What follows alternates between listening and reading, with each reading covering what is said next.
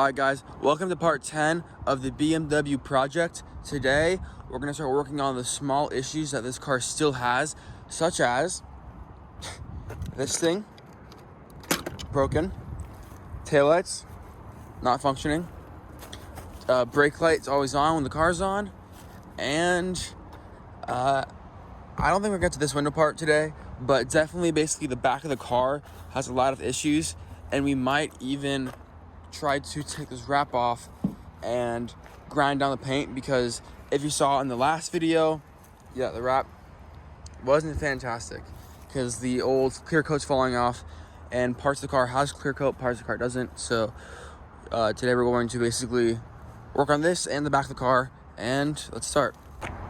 Okay, so first order of business is we're gonna get this back piece off. We have the new piece right here. This one does not have, I guess, the logo on it because it's for a sedan, not a convertible. But the convertible one is around $180 versus $50 on Amazon. So we just decided to go for the cheaper option. Right now, we are taking this trim piece off to access the wires to unplug this. Since it's all snapped off, all we gotta do is just take this off and then install a new one, and this project is done.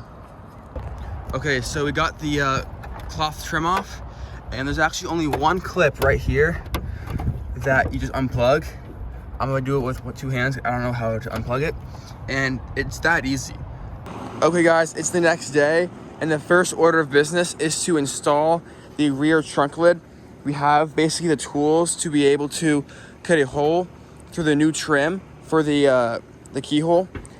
And after we install that, we're actually going to move to the hood again and wrap it, because last time it turned out so poorly that I couldn't even look at it.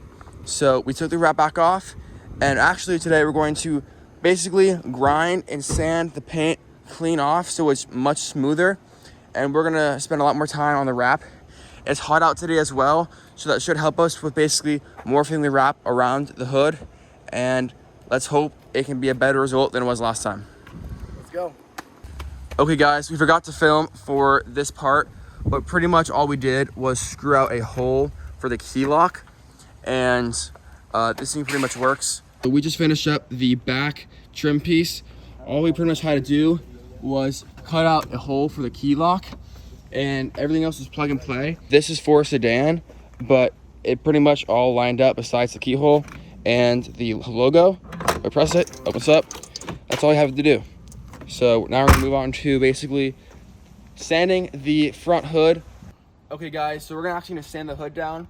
We're not gonna sand all the way down to the metal. We decided to actually just sand to the point where it's all smooth again. And then we're going to clean it up with some detailing supplies and then wrap it again. We're gonna spend probably 2 or 3 hours on it, getting it perfect. We're also going to include down here, and it should make this car a lot better looking. And since we're gonna take the time, might as well make it right. Let's go.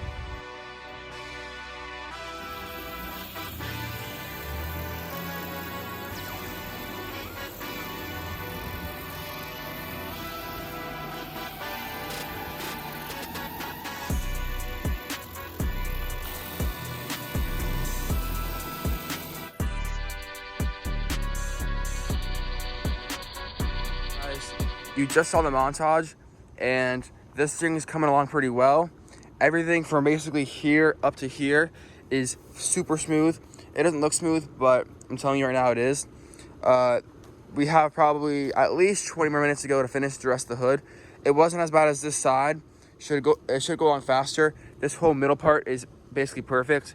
So we're pretty much just gonna skip to this side. And once we do that, we're gonna clean it up, detail it, and put the other wrap on. I'm pretty excited. This thing is gonna look so much better.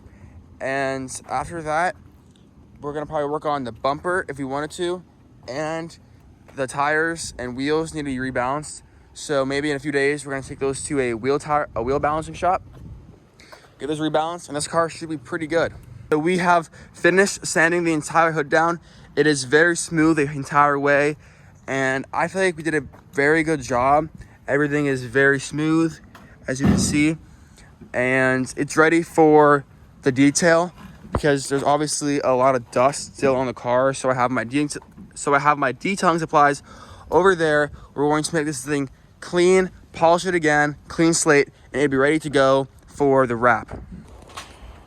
Okay guys, so I didn't film for a while, but we have the hood all wrapped up again, and we have the new front kidney grills in and the logo. The hood came out a lot better this time, like a lot better. However, when it came down to here, we had to use a new wrap sticker, and the connection where they met up wasn't that smooth, and this kidney grill is a little loose on the side. This one's fine, but besides that, we did a much better job. Now we're gonna clean it up because of all the dirt, and I think this is gonna be a keeper in terms of we're gonna keep the wrap on this car. It's a pretty good job, and I'm happy with it. So we might start wrapping the other parts of the car, or just keep this hood white because it's kind of cool looking, but we'll see. Okay, so I forgot to film for the past few days, but the car is now at my house in my garage, and that means the car can run on itself, and I trust it to go on the street. It is not registered or anything like that, so we had to be careful driving it around, but we got it here. It kind of struggled. It feels like the engine has less power than it should, even for a 180 horsepower car. So I went back to the OBD2 reader, and it said that cylinder 3 was misfiring, and what I did is I tested the coil packs by basically when the car is running, I would unplug the cylinder 3 coil pack, and it ran the same. Then I switched coil packs. This one was here, that's why it has a question mark on it, and this is cylinder 2's coil pack, and I ran it, and I unplugged this one from cylinder 3, and it actually made the car run worse. And when I unplugged this one from cylinder 2, the questionable one, it ran the same, which means that coil pack is probably bad. So I went to O'Reilly's and picked up a new $45 coil pack, and I'm going to replace it and see if that helps at all. And if it does, I'm pretty sure this car is going to run much better. There will be no more misfires, and this car should basically have, hypothetically, all the power that it should from factory. So let's change it out and see what happens. So this is what the old and bad coil pack looks like, and it has some surface rust because when I was in one of the bays for the ignition coils, there's water in there, and there got some surface rust on the rubber. I don't think that determines that it's bad, but you know, it looks like it got into the electronics maybe. Yeah, I mean, all there is left to do now is just start the car and see if anything changes or if we fixed it. Okay, here we go. Moment of truth. Let's see if this thing changes at all. Ready? Okay, let's see if back here has anything. Oh my gosh. You can tell this thing is not misfiring at all. The exhaust feels a lot better and smoother in the front. And it sounds way healthier in the front as well. So that, I think, was the final issue with this car. This car is running much smoother now. Like, the car's on, and usually before this, it would shake a lot and vibrate. It is super smooth. It is like butter. I'm gonna go drive this car around. I'm excited. This is cool. We finally got this car back up to its normal condition. Okay, so I'm driving it around. It is a whole another animal. It is a lot sportier. It feels like all the power is back there, and it actually is a nice car to drive. It shakes a little less than it did before. I just took it for a test drive, and it drove super well. Like, it drove like how it's supposed to. It vibrated a lot less, even though the wheels are not balanced and it kind of wobbles a bit.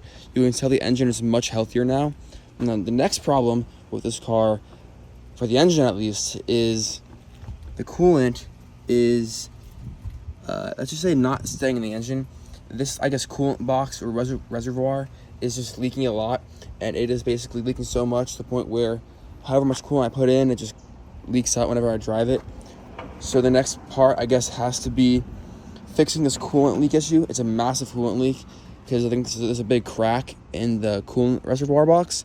And besides that, I think after that, I think the engine is just about where it should be in terms of making this thing even dailyable. Like, I trust this car at this point, after the coolant, to be a daily driver. It is that reliable, and it's actually that much fun to drive.